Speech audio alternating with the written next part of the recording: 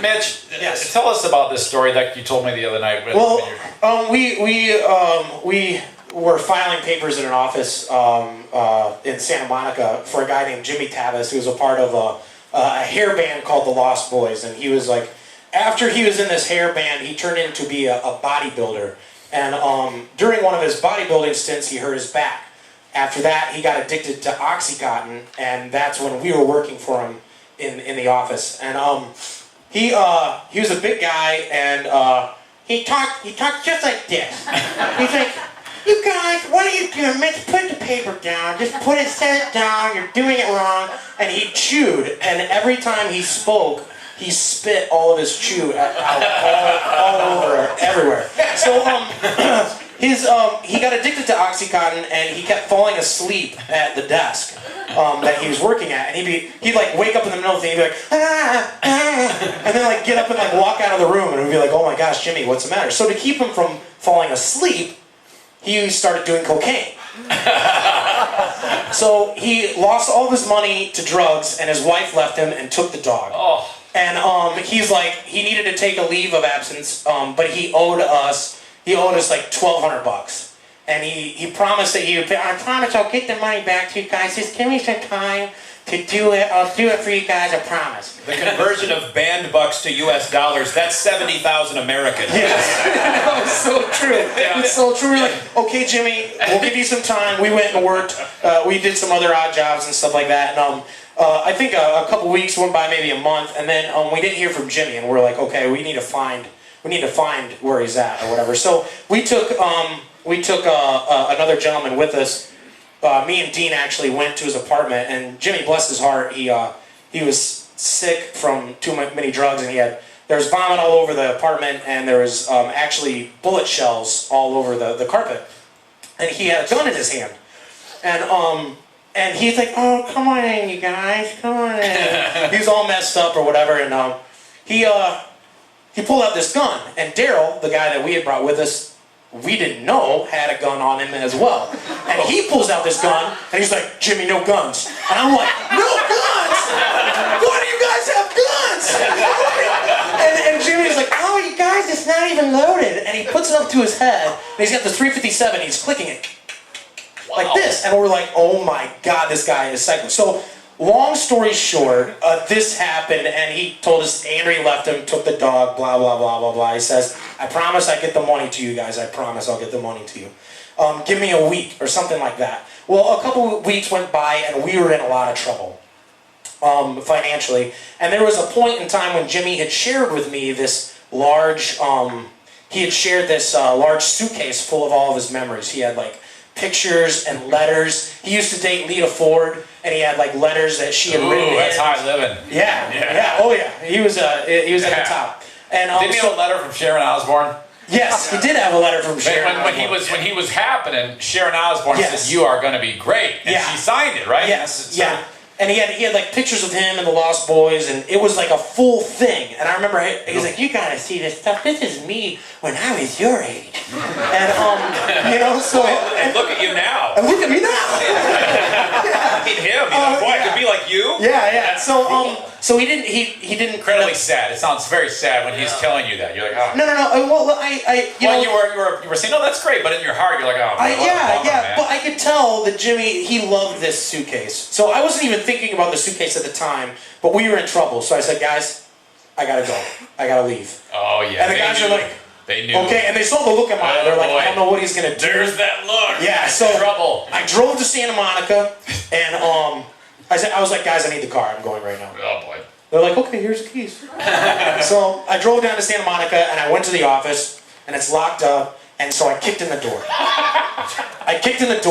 And there was like 7 computers or whatever. I tipped over all the chairs, broke all the windows in the place, crashed all the computers, all this stuff, smashed everything. I like torn everything apart. I was like, this mad rage. I like found a broom and started beating one of the computers, and like, "You're ransacked." Yeah, I was like, "Ah!"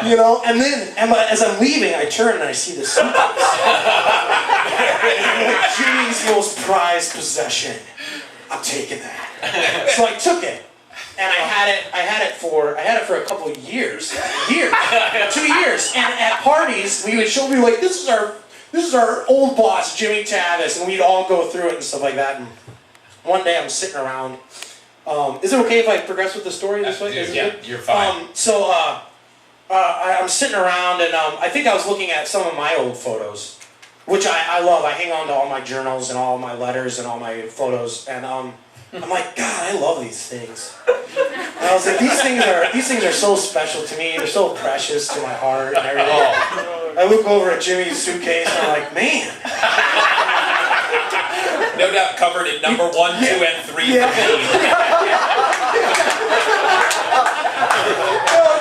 And the 3 was an accident. He had a really good dream. He thought it was Mitch's. Where's that suitcase? So I'm like, man, Jimmy, that poor guy. I don't know what happened to him. I think he still lives in the same place. So I'm gonna go ahead and I'm gonna bring his suitcase back to him. So I drove down to Santa Monica again, and I knocked on his door. He wasn't there, but I found out from the landlord that he still lived there. So I left it outside the door. And lo and behold, like probably 2 weeks later, this guy named Stoley calls me, and he's the guy that worked with us. He was one of the salesmen that worked at the office that we were working at. Stoley is this guy that looks exactly like Vin Diesel, and he's a male stripper. And is like, that's what his night job. He's like, he's from New Jersey, and he like talks to me because he's like, yo, bro, hey, bro. So he calls me up, he says, hey, Mitch, can we get together? We need to talk, man. We need to talk. I'm like, oh, okay. He's like, I just wanna come over and talk to you about some things. Is that okay? I'm like, yeah, sure, Stoley, come on over, man. That'd be great. So he drives over, and Stoley's dressed in these tight jeans and like it's like one of those old 80s rocker jackets with all the buckles, you know, looking like Vin Diesel, and he's like walking up to me, he's like, and he always had these dark circles under his eyes because he didn't sleep. He like did work during the day and then stripped at night. And he'd always tell these like horror strip stories, which is crazy, but today wasn't a strip story. He was like, interesting turn of events happened the last couple of weeks. A couple of years ago, Jimmy's office got trashed. I don't know if you know this, but I don't know if you know this. It was ransacked. It was totally trashed. Bro, I don't know if you knew this. I'm like, oh, really? That's crazy, man. I can't believe that. That's nuts. Yeah. They didn't take anything except for a suitcase. I'm like, oh, wow, that's crazy, man. He goes, and you know how special that suitcase was to Jimmy. I'm like, yeah, it's nuts. He goes, the crazy thing was the person that didn't take anything but took the suitcase had a conscience, and they decided to return the suitcase. I was like, oh man, that's crazy, you know? And he goes, and I tried to think about the people that worked for Jimmy at the time, somebody that might have feelings, like a conscience about the situation. And I wanted to know if you knew anything about that situation. I was like, I took the suitcase. I took the suitcase, I busted down the door, I ransacked. I'm so sorry, dude, I'm so sorry. What, is Jimmy upset? Is Jimmy mad? He's like, no.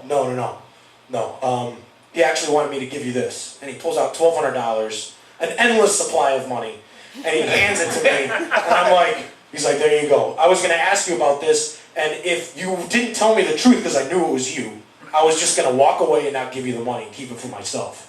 I was like, well, thanks a lot, Stoley. I really appreciate that. I thought he was going to kill you. Like, yeah. I thought he was going to kill me. I can't believe those were the only 2 options. Yeah. Yeah. Your life is like an your life is like an after-school special with like more. Well, yeah, but it teaches all the wrong things. You do a felony, get paid. The stripper had morals, and yeah, I was really surprised. Like, what if I wouldn't have told him? He would have just been like, okay, just checking. I just was checking up on the last 2 years. Just wanted to tell you about an amazing coincidence. Yeah. Okay, well, see you later. I haven't seen you in like 2.5 years. Good to see you. Still stripping. So what we've learned is felonies get you 2 things: roommates and money. Yep. Vengeance pays. Right. Yeah. Property destruction, no problem. Dude, that's amazing. The whole thing. What a scenario. No wonder we couldn't get you a hotel. Your picture is up. Do not wrong this man. Oh my God. Thank you, Mitch.